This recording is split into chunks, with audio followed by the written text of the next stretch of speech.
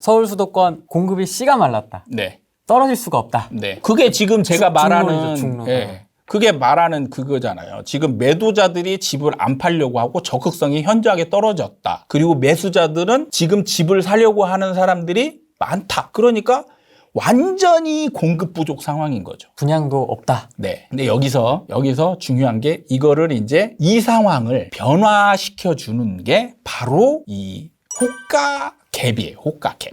호가갭. 네. 적극적인 매수자를 주춤하게 만드는 게 바로 이 호가 갭이에요. 호가 갭. 너무 호가를 갭을 확 줘버리니까 매수자가 이제 적극성을 100%로 뛰었다가 50%로 떨어지는 거죠. 아씨, 저 가격에 사면 이제 나는 더 이상 안 올라갈 것 같은데. 내가 꼭대기 잡는 거 아니야? 이런 이제 의문이 들게 만드는 게 그거예요. 실제로 이때 매도자들이 호가 갭을 과도하게 안 올리면 계속 상승해요. 이 투기 시장은 그냥 확대 재생산이 되는 거거든요. 그래서 끝없이 올라가게 돼 있어요. 끝없이. 그러니까 여기서 시장에다 맡겨놓으면 난리 나는 게 바로 시장이 과열되어 있느냐 아니냐. 시장이 과열되어 있지 않은 상태라. 그러면 자정 능력이 생깁니다. 왜냐? 매도자들도 어느 정도 박스권이라고 생각한다면 박스권 상단에 위치해 있잖아요. 그러면 이제 떨어질 걸 예상하죠. 그러면 팔려고 하죠, 이때. 그리고 매수자들은 안 사. 그러니까 떨어지는 거예요. 이게 박스권에서는 일반 수요 공급 곡선의 이론하고 비슷하게 갑니다. 근데 이 박스권을 벗어나게 되면 시장의 자정 능력은 상실하게 돼요. 이때부터. 여기 댓글이 있었습니다. 네. 시장에 맡겨야 부작용이 없는 것 아닌가요? 네. 이런 댓글이 있었거든요. 네. 여기서 이걸 모르는 거죠. 그러니까 시장이 과열된 상황이냐 아니냐. 이 시장에 맡겨야 될 상황은 언제냐면 이 안정된 박스권에 있는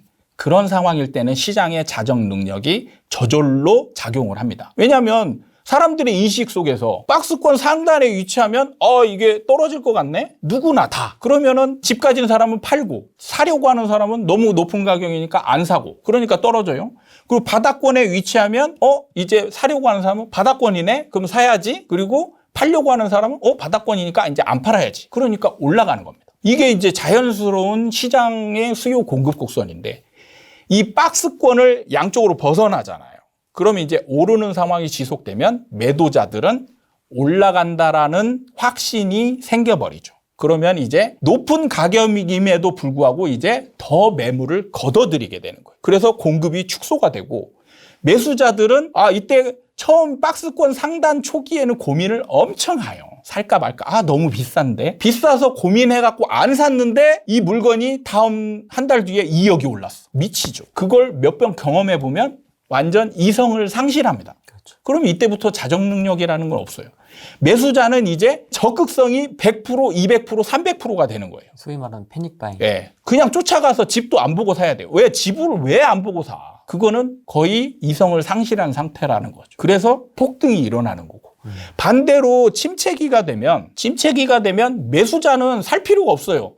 뒤로 미룰수록 가격이 떨어지는데 그러면은 지금 내가 사면은 손해잖아요. 더 떨어지니까. 그럼 기다리면 기다릴수록 유리한 게 되죠. 그리고 매도자는 빨리 팔아야 되죠. 그러니까 더 떨어지는 거예요. 그러니까 이 박스권에 있냐 아니냐 이거를 구분을 해야 되는데 구분하지 않고 무조건 시장에 맡겨야 된다. 그러면 나라가 미치는 거죠. 되게 긴 상승장이잖아요, 지금. 네. 그러다 보니까 이게 박스권을 넘어선 건 아마 다 공감하실 것 같아요. 네. 많은 분들이 다 공감하실 것 같은데 이게 박스권 안으로 내려올 수나 있을까 지금? 너무 핫하잖아요. 공시가격 1억이야, 생숙이고 오피고 지산이고 막 다 난리인데 네. 이게 과연 식을 수 있을까라는 그런 심리, 식지 않을 것 같다라는 심리. 그게 여러분이 그렇게 해도 시장은 바뀌어요. 아 그래요? 네. 시장은 사람이 만드는 건데. 사람이 과도하게 반응을 하면 오히려 역작용이 일어나죠. 매도자가 과하게 호가를 올리지 않으면 끝없이 상승한다고 제가 말씀을 드렸어요. 근데 지금 가만히 놔둬도 매도자들은 저절로 호가를 팍팍 올리잖아요. 그러니까 이제 쫓아갈 수 없어요. 매수자가 아무리 적극적이어도 이렇게 벌어지는 호가를 쫓아갈 수 없습니다. 그런데 여기에 이제 중요 변수로 작용하는 게 뭐냐면 바로 정책이에요.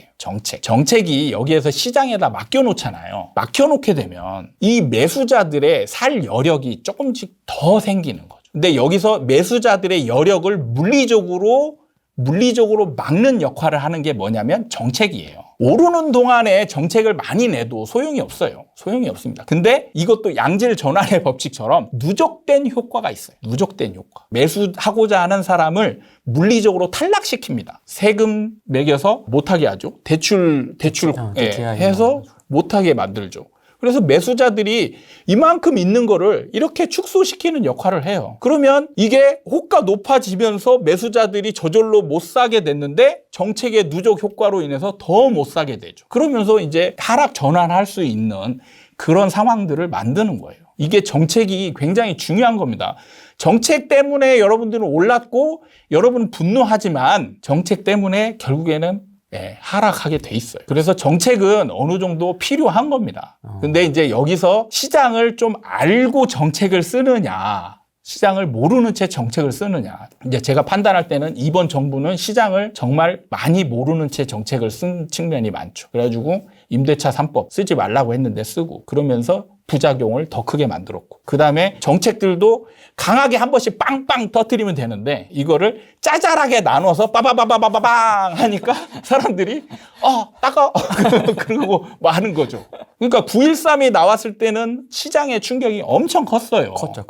그럼 이런 것처럼 때려야 되는데 9.13 대책 나오고는 이제 대책이 별로 없으니까 빠바바바바바방 하니까 효과는 아예 없는 거죠. 사람들이 이제 그러면 반작용으로 그래 니네 효과 니네 정책 내니까 시장이 상승하네? 그러면 니네 정책 내는 대로 우리는 반응할 거야. 이렇게 이제 받아들이는 거죠. 시장을 잘 모르고 규제를 냈긴 했지만은 지금 20몇 번을 그렇죠. 그래도 누적 효과는 있는 거예요. 그래서 이걸 되돌리면 안 돼요. 되돌리면 안 됩니다. 쌓아왔으니까. 예. 어쨌든 찔끔찔끔이든. 그러니까 만약에 여기에서 이 정부가 만약에 되돌리는 정책이 있다. 그럼 정말 진짜 답이 없는 임대차 3법 폐지.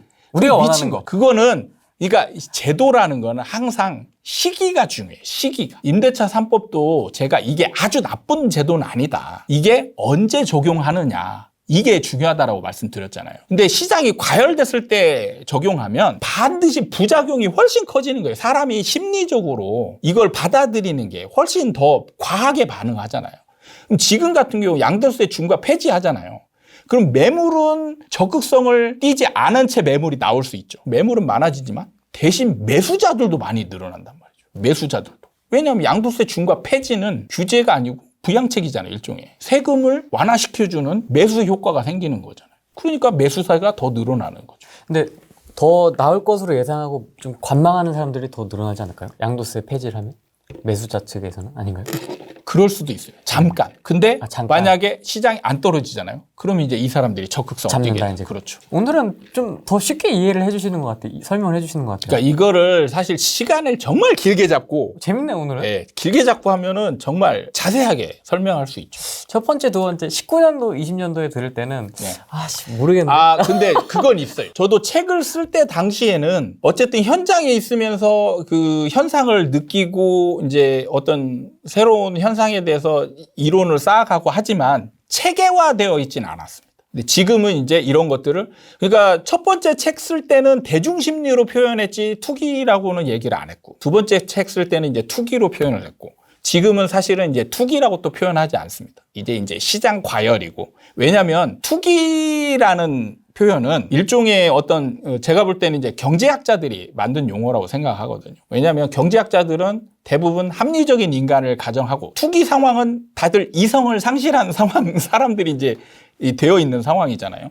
합리적인 사람들을 가정한 상황에서 경제학을 보면 이렇게 흘러가야 되는데 이상 상황이 벌어지는 거죠. 그러면은 이 사람들이 잘못하는 거다. 그리고 이 사람들이 이성을 되찾으면 정상 시장으로 돌아올 거다. 그렇게 하면서 이 이상 상황에 빠진 사람들을 욕해야지 제자리로 돌아온다라고 생각한 거죠. 그래서 투기꾼을 투기꾼이라고 표현하는 거예요.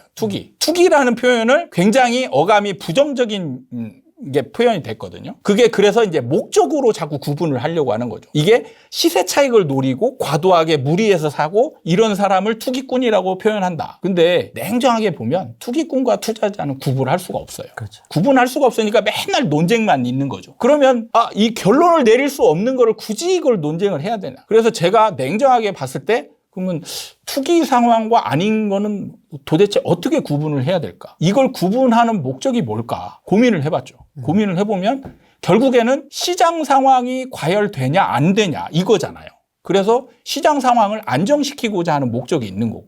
그래서 시장이 과열된 걸 제자리로 돌리고자 하는 거니까 그러면 이 사람들의 행위에 의해서 시장이 과열되냐 아니냐 이걸로만 구분하면 되는 거죠. 그래서 실거주자도 투기 심리가 있다라고 그렇죠. 보시는 거고. 그러니까 실거주자지만 진짜 실거주자예요. 이 사람은 투기꾼이 아니에요. 실거주자인데 지금 같은 폭등 상황에서 매수를 하잖아요. 그럼 시장을 더 과열시키잖아요. 더 과열시키는 거예요. 그래서 제가 이제 이때는 그래도 이 사람이 그래서 투기꾼이 될 수 있다라고 표현했는데 투기꾼으로 이 사람을 보면 안 되죠. 투기꾼은 아니잖아요. 그래서 이제 표현을 좀 달리 해야 되겠다. 고민을 많이 합니다. 지금도 제가 이론을 내지만 이게 체계화되어 있지 않은 거는 더 체계화시킬 수 있게. 그래서 요즘 들어서 제가 적극성 뭐 이론이면 이론일 수도 있고 이런 표현을 지금 최근에 하는 거예요. 그건 뭐냐면 저도 그 이전까지는 이 수요 공급을 수치로 표현할 수도 없고 어떻게 표현할 방법이 없으니까 저도 얘기를 외면했었죠. 그냥 수요는 많다. 그리고 공급은 뭐 적다. 그리고 공급을 그냥 수치적으로 표현하려면 분양 물량이 진짜 공급이다. 이런 얘기만 했었죠. 다른 얘기를 못 했던 거죠. 왜냐하면 표현할 방법이 없으니까. 근데 이제 이거를 어떻게 표현할까를 고민을 계속 하면서 이제 이게 지금 부동산의 수요 공급과 일반 소비재 얘네들의 수요 공급을 비교를 해본 거죠. 그럼 뭔 차이가 있을까? 그러면서 이제 제가 깨닫게 된 게 공급은 무조건 파는 물건이었죠. 이 얘네들은. 그러면 이게 일반 아파트와 이게 다르고 그럼 이 무조건 파는 물건을 어떻게 표현할까? 이걸 봤을 때 적극성으로 표현하면 되겠다. 이렇게 이제 체계화 시킬 수 있게 된 거죠. 그래서 옛날에 얘기했던 것과 지금은 이제 조금씩 좀 업그레이드 되는 거죠.